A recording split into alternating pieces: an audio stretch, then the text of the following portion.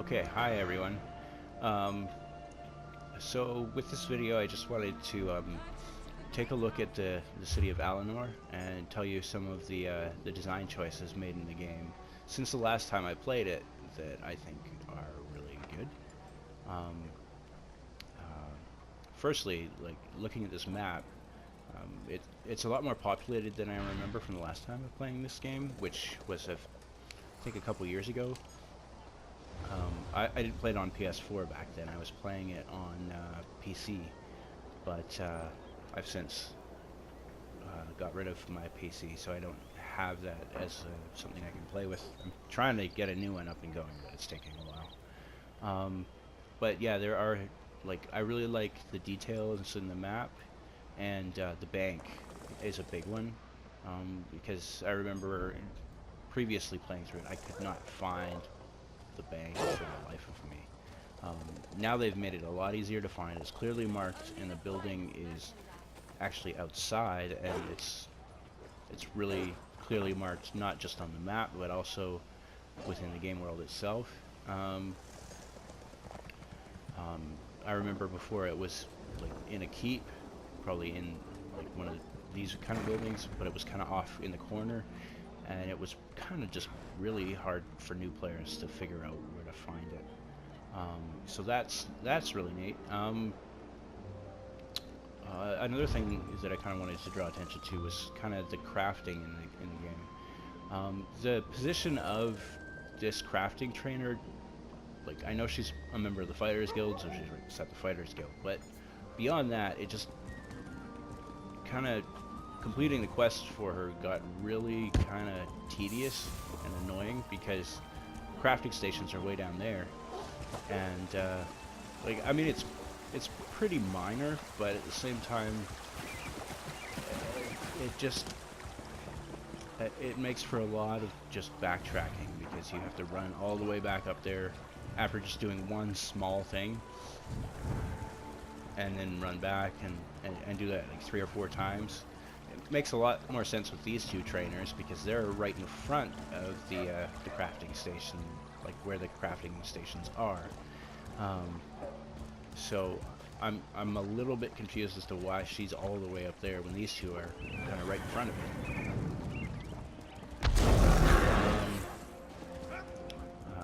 I mean, crafting is something that I really like in this game, so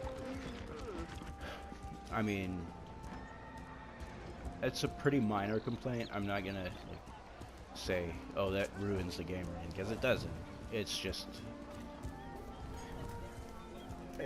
it makes that quest, those 3 quests, kind of tedious.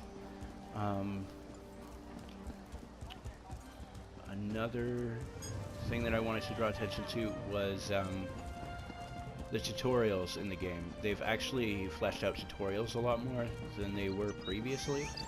So kind of learning how to play the game is a lot easier for new players. For instance, one of the hard things to do in this game I found is making money. I had been told by a friend that one of the quickest ways to make money is to steal and then sell to a fence, which at the time I wasn't really too keen on actually doing that, so I never did it. But I've been doing it this time, and I've noticed that a lot of the stuff, a lot of the treasure you can steal is worth quite a bit, and so you make quite a bit of money by stealing and then selling those stolen goods to a fence. And you can get some pretty good recipes and stuff too doing that.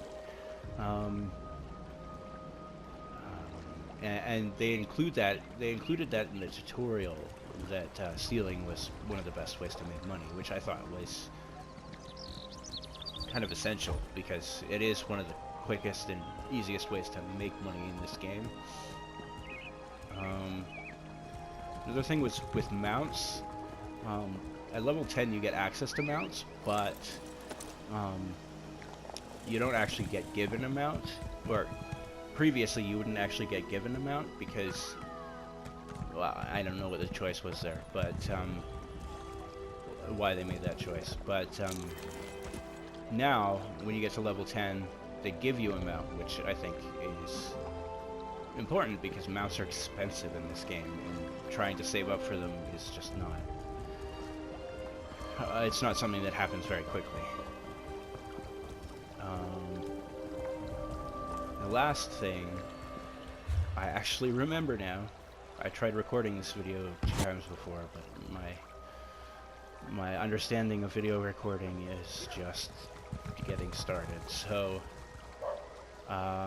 it was actually to do with housing in the game. They give you access to a free house. It's just one room in an inn, but I actually really enjoy decorating the house and building the house up over time. That's one of my favorite parts of any big open world game, actually. And so I really enjoy that. I really like the fact that they actually just give you at least something small to start off with, because these other houses are probably going to be quite costly. Actually, I think they give you they give you an anthology of all the homes. Of course, it doesn't tell you how much they cost,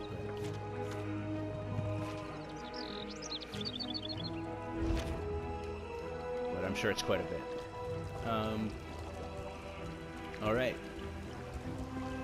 So that's kind of everything I wanted to go over in this video. I do plan on making more videos critiquing not just this game, but other games as well.